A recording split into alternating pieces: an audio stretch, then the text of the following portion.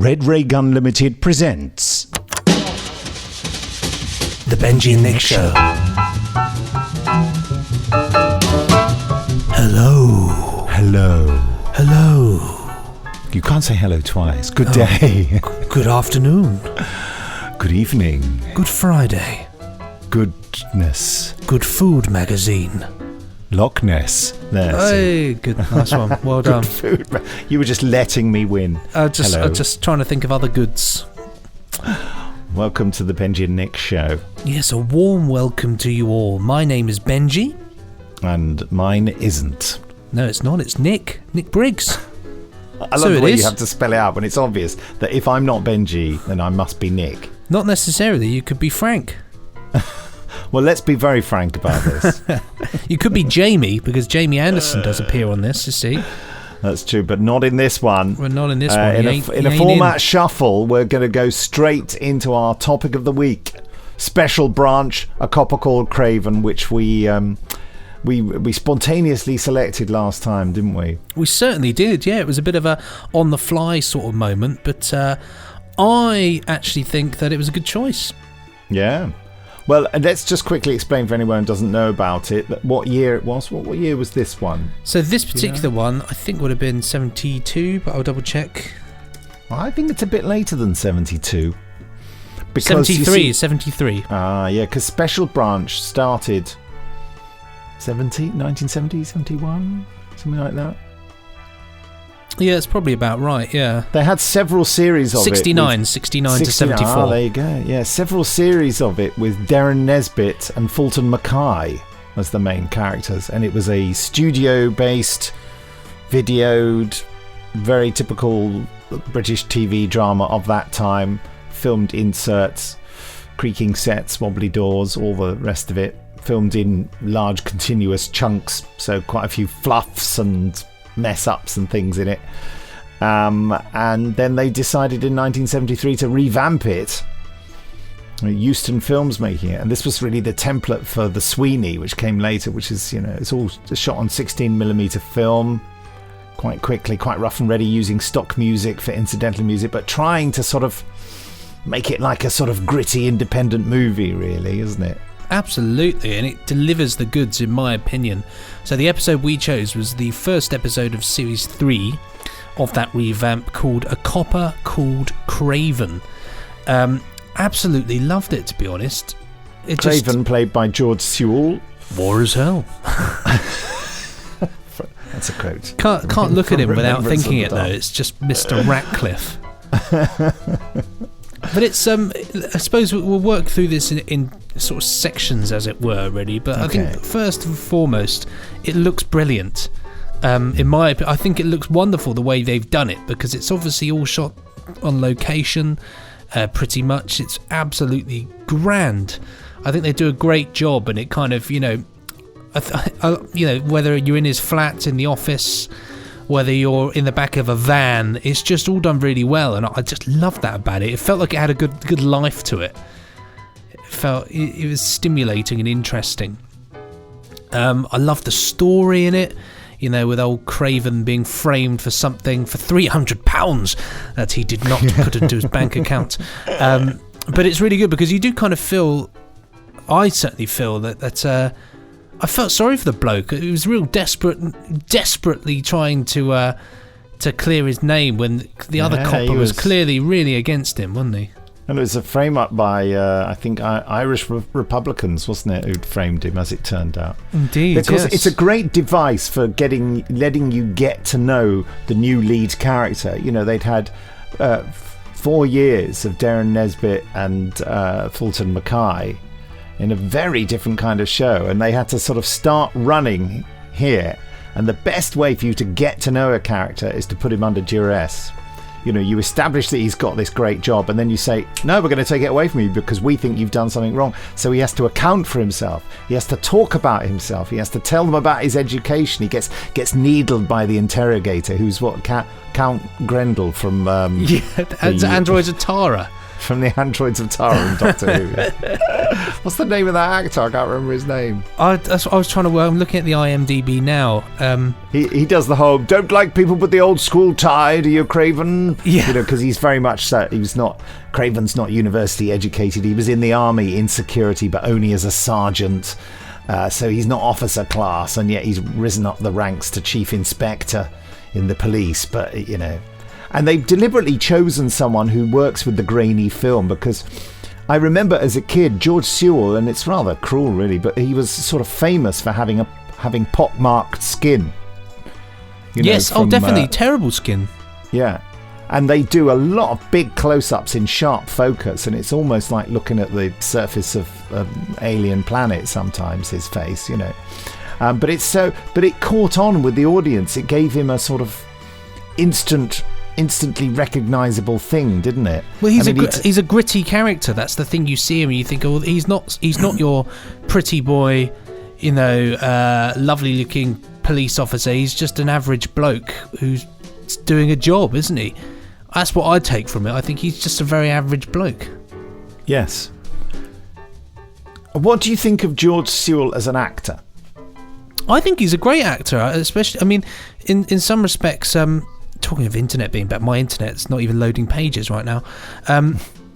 I think he does a great job in this, because he kind of, I mean, I love it when he gets angry in this, when he gets really throwing people around. But in this case, I totally was behind him, and I liked what he did with this one. I felt the desperation in that, and that's my look at it. I think he's a great actor. Obviously, you being an actor yourself, what is your take on this? Well, I mean, I think he's a really interesting case, because there's a sort of, I can't remember what his career path was. It's like, I mean, he clearly is doing a good job of the performance, but it's almost like it's so sort of real that it's like he's not acting at all. I don't know what to be, which is it's a compliment in a way. I don't think he was a classically trained actor. I think what you saw was what you got with George Sewell. Although, funnily enough, I saw him in some other things not that long ago, and it really surprised me. He was playing a completely different kind of character. Yes, I think I feel, and this is an awful thing to say, and I feel like a miserable old so-and-so for saying it. I feel like he's right at the edge of his talent. I think that there were some beats in it that he didn't quite sell in the way that would have worked dramatically, but they were all. I think he's really honest with what he does. Yeah, I think honesty is really compelling. It's really compelling. I think if we're going to talk about the acting side of it, the one sort of standout performance for me that I didn't like would have been his partner in this one, which brilliant bit of casting, brilliant way, especially for the time, him having a West Indian girlfriend in this, which I think is really good for the time period. I think it's continues, great. And I like their relationship, but I'm not particularly fond of. I didn't feel that she gave a particularly good performance. Let's put it that way. I found her overacting quite a lot, and also she seemed to have a lack of any sympathy for him at all. She didn't, I didn't feel like if your partner is going through something awful, you want to try and be there for them, but I felt she was very cold in that respect. Well, I don't think that it was in the script. I don't think she had the opportunity. I don't think it was her performance. I think that the script did not give her that beat. They made her, and they make a really interesting point at the end that that she witnesses a lot of death and trauma because she works as a nurse.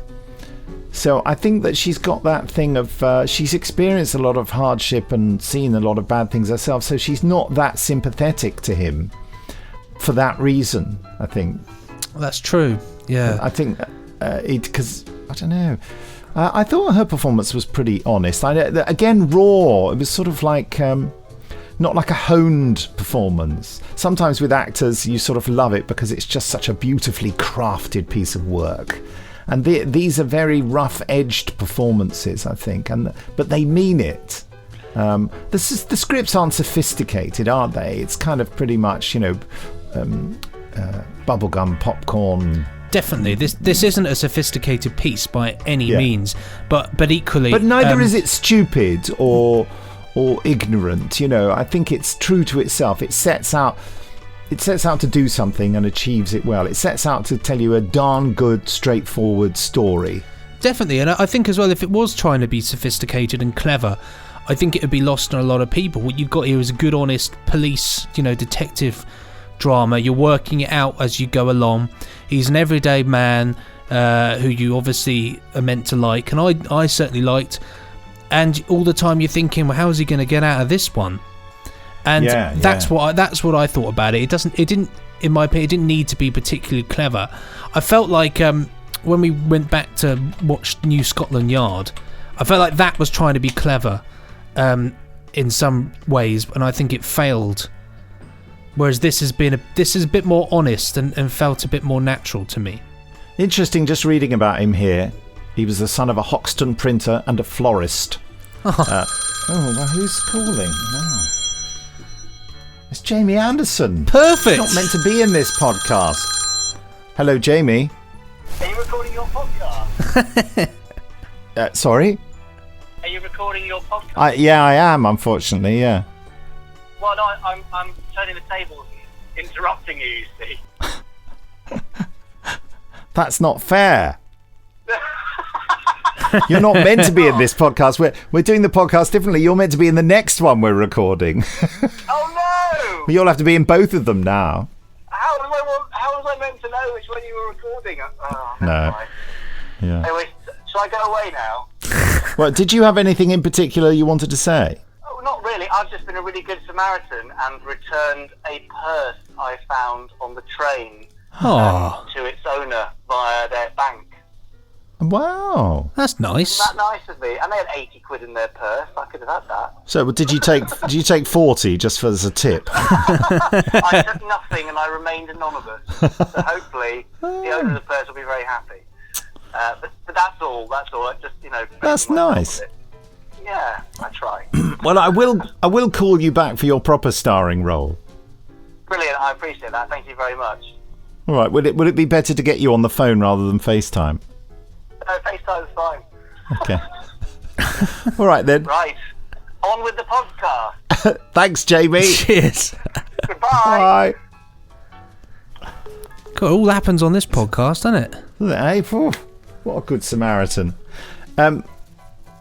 George Sewell left school at the age of 14 and worked briefly in the printing trade before switching to building work, specifically the repair of bomb-damaged houses.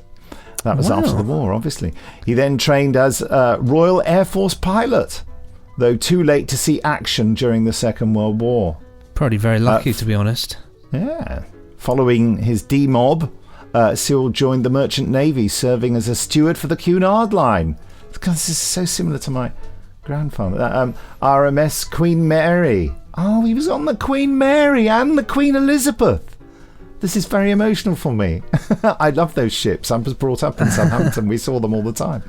For their Atlantic crossings to New York, he worked as a street photographer, assisted as a French roller skating team. As you do. And was drummer and assistant road manager of a rumba band. He also travelled Europe as a motor coach courier for a holiday company. Sewell had not considered acting until age 35. He met the actor Dudley Sutton by chance in a pub. Sutton recommended that Sewell audition for a production by Joan Littlewood's theatre workshop of Things Ain't What They Used to Be. Sewell did so and made his acting debut as a policeman in the show at the Theatre Royal Stratford. You see, so he's a proper guy who had a proper life and then thought,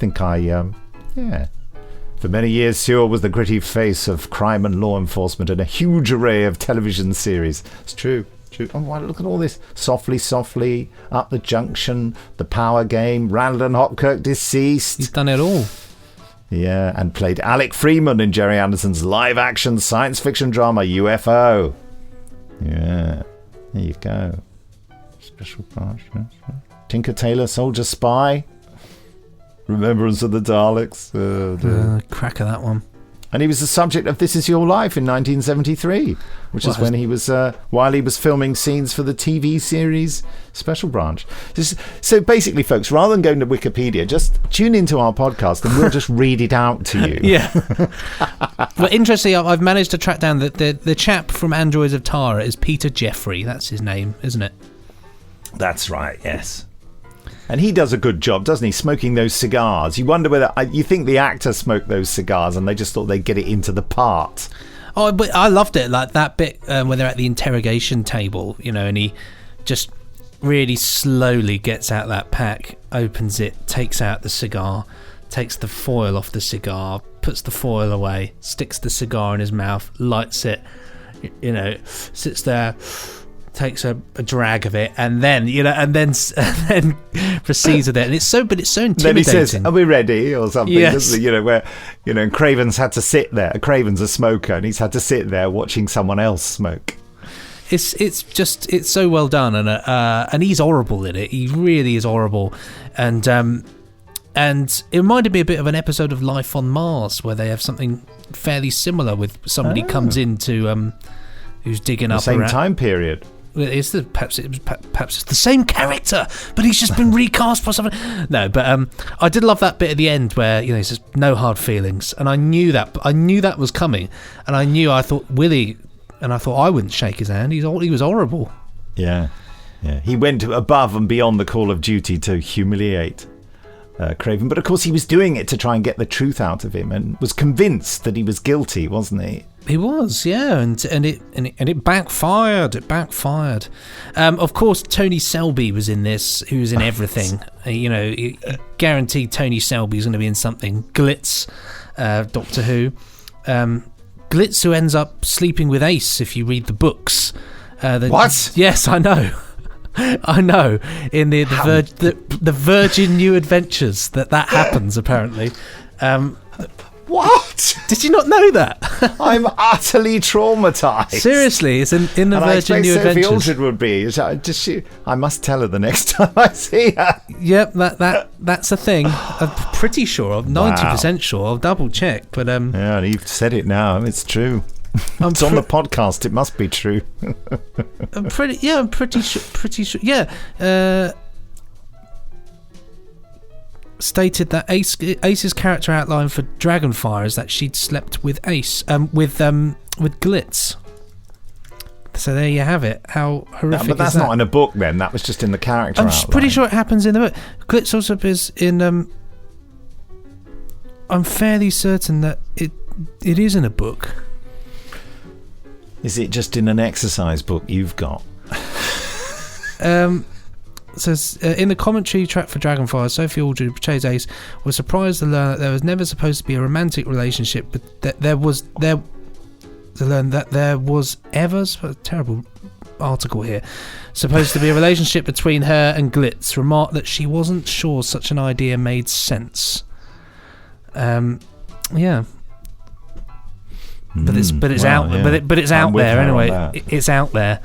It's out there. It's out there. But Tony Selby does a cracking job in this. I liked him because he plays the part that he mostly plays throughout his career. Dodgy geezer. As a dodgy geezer, and as a right old laugh in the process. But I have to say that I said it a little bit earlier, but I want to really touch on this again, that George Sewell absolutely smashes people around, doesn't he, in this? I mean, if you're going to talk about, gritty, he wallops that bloke straight into the side of, I think it was Tony Selby, wallops him into that side of that van, into the van door.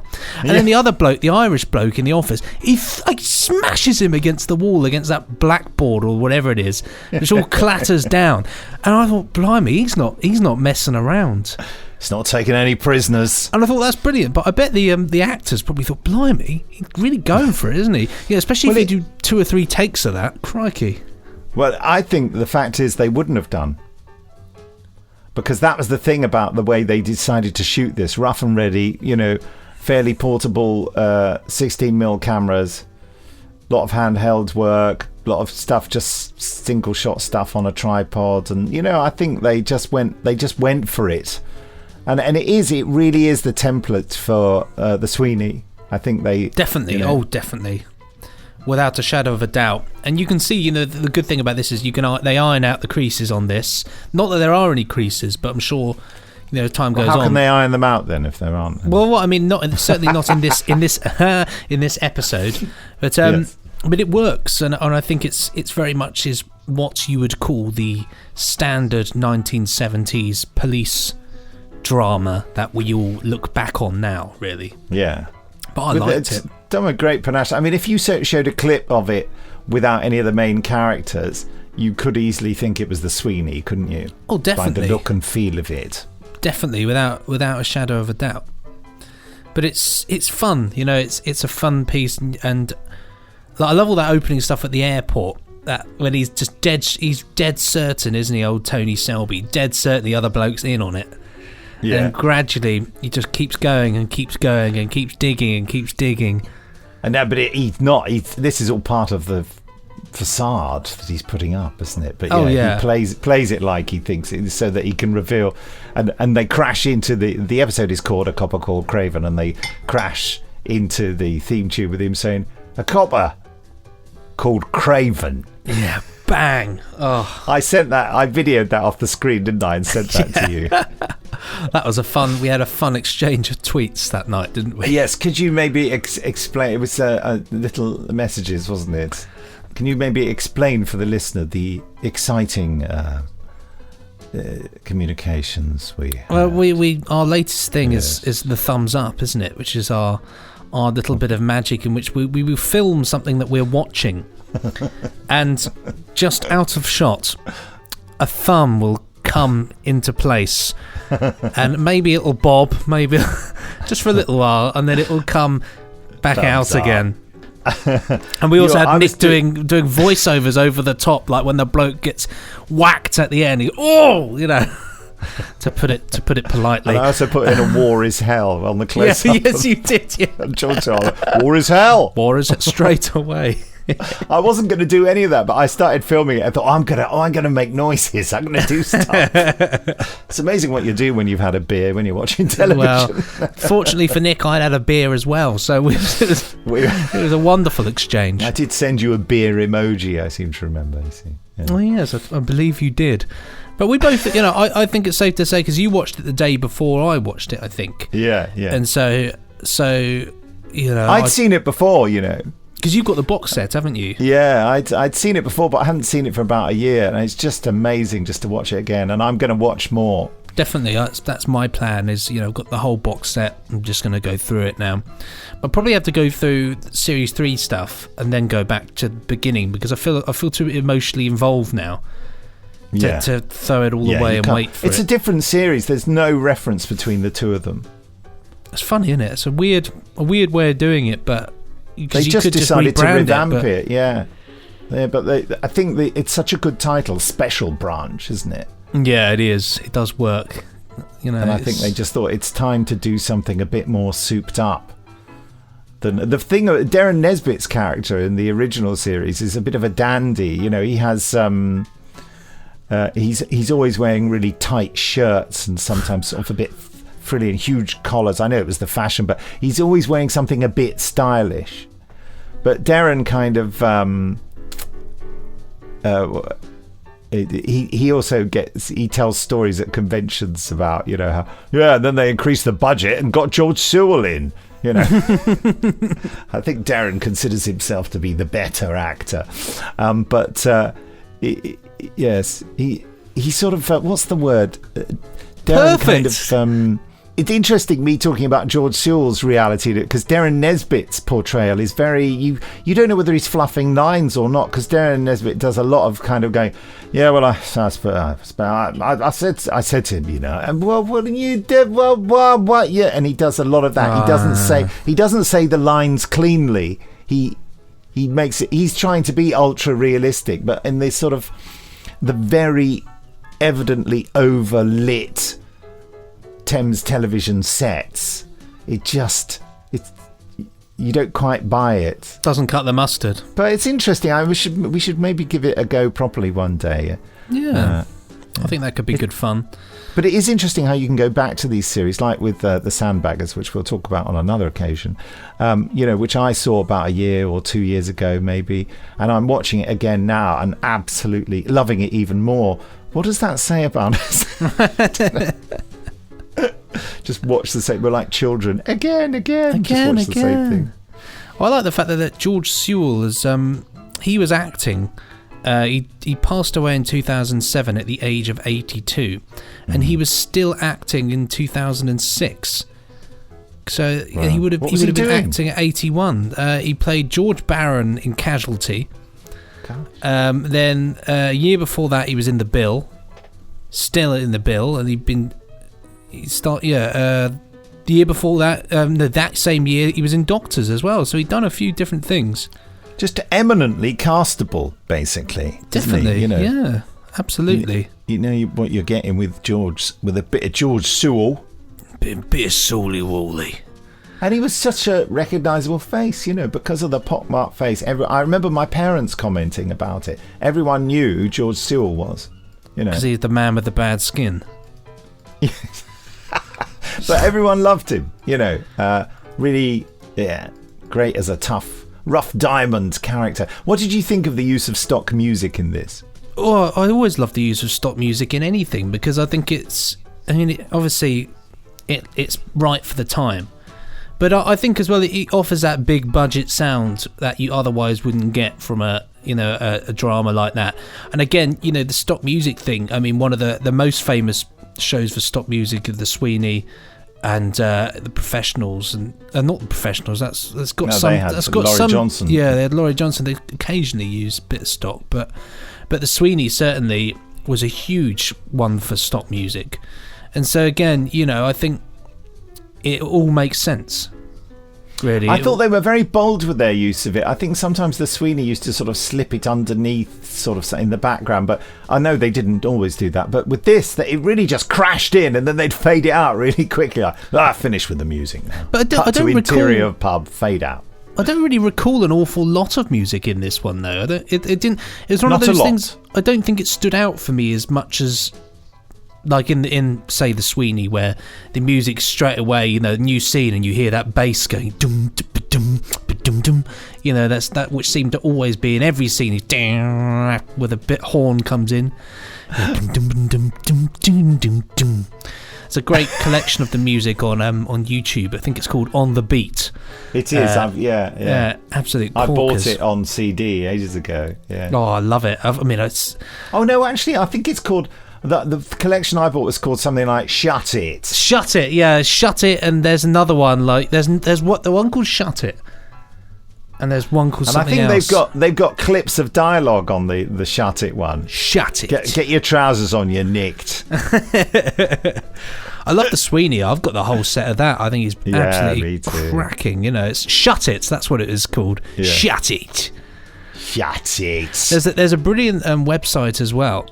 Called mark-1.co.uk, and on there it has what they call it has like a log of every episode of The Sweeney, and it shows all the music used at what time in the episode and what piece of music it is of stock music, and it's really interesting. Some of it is unknown, but like there was one, it was the music where in an episode of The Sweeney, Morecambe and Wise were in it for some reason. And Eric Morecambe is on the back of a van, and you got this thing of him climbing around the van. He gets out the door and climbs around it, and there's a great bit of music on there. And I used this website to find it, and I was like, wow, I've actually managed to find that obscure bit of music. What's it called? Let me find the name of it. It's in my iTunes. But you were building up to that. You were going to tell us that story and not tell us the name of the music? Well, it's just part and title parcel of the on track.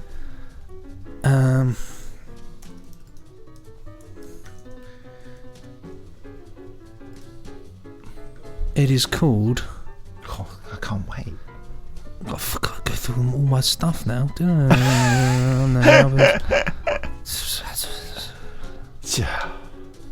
Got the soundtrack to Get Carter in there. It's really good. Oh, yeah.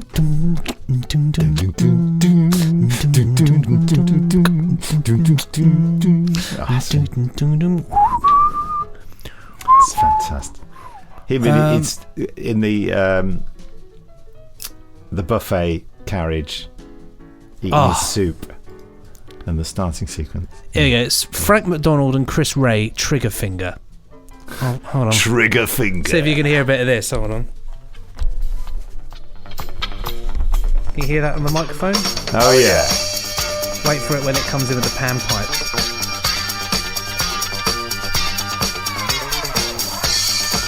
Come on.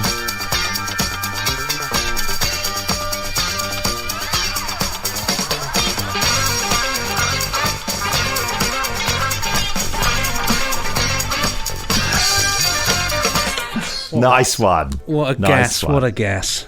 Love it. Yeah, love it. I'm just looking at my top 25 most played things on my iTunes, and that rates very highly alongside the Laurie Johnson Dead Reckoning suite of The Professionals, and hilariously followed mostly by music from it's called Fits on here, but Cracker. Oh yeah. I had to buy the. Did they use stock music on that, or did they? Cracker was a really good one because they got loads of different. I think they got loads of different people in to do different things. I think it was one of those because it's got. I don't know quite who did everything because it's all listed as various artists. But the only way I could find the soundtrack to Cracker was to order it online from Germany. They didn't do a UK release. It's called on there Für alle Fälle Fits. Which has great little clips like that from the Sweeney. You've got that, but it's all in German. So you get Robbie Coltrane in German. I digress. Whoever did the voice for him, whoever did the dubbing, because Germany, they're big on dubbing, aren't they? They don't subtitle. They like things to be dubbed. They certainly do. But it's quite good. I thought it was quite fun. Yeah. I've met the guy who does the voices for the doctors in Doctor Who. Really? I went over there to a convention. Yeah, he used to do them all the doctors, and so he had quite a time dubbing the 5 doctors. Yeah, that must have been a couple of glasses of water. I spoke to him a bit, but he knew nothing about Doctor Who. He just turned up and did the job. He hadn't absorbed any of it. Probably very wise. Very wise. Very wise. We digress. So, how many exclamation marks are we giving? Oh, I'm just gonna give it 5 because I really enjoyed it. Do you know what? So am I, actually. I enjoyed it even more the second time. I was thinking I like it, but it's nothing. There's no fantasy or anything in it. So I just love the gritty melodrama. That's what it is, isn't it? Definitely, yeah. With a bit of realism thrown in, but they were really trying to shock people, and there hadn't been much like this on telly before, actually, as entertainment. Yeah, so marvelous stuff. Oh, thoroughly enjoyable stuff, and maybe I'll do a Briggs and watch it in a year's time. Yeah, you should. Interesting. You commented about his sidekick. Because he gets a new sidekick in the next episode.